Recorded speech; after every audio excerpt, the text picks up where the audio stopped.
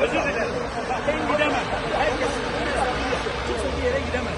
Ama ve lakin burada bir toplanma olduysa bir saniye. Bir sakin ya. Sakin. Ha. Ya bu insanlar niye burada toplanıyor? Hayırdır? Dünyanın dükkanı burada ya. Herkes mağdur oluyor.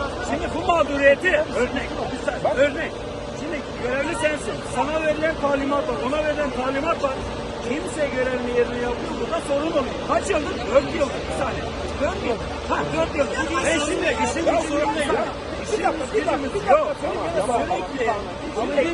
Sürekli esnaf olarak toparlanıp onu bunu rahatsız etmenin bir manası var mı? Gece 3'e kadar burada bekledim. Elektrik araba kapalı. Bunlar bitmez. Gelmedi, ara gelmedi. O yüzden buna söylüyorum, gezen ekibe söylüyorum. Ya rica ediyorum, ben buradayım. Biz Para çözüm değil ha. Bizim başımız para etmez. Gece 3. Memur bey diyor, TEDAŞ mı? Git benden uzak dur diyor. TEDAŞ'a ben bir şey yapamıyorum diyor.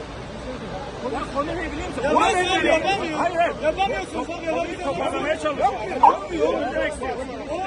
Ha, işte ona nazaran ablamızla 2 dakika konuşmak istiyoruz.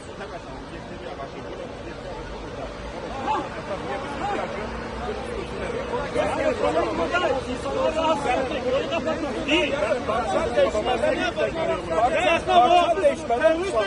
Bu halkın vergisini biz ödüyoruz. Ama biz vergiyi nasıl ödeyeceğiz? Şimdi geldi mi? Faizle ödüyoruz vergiyi.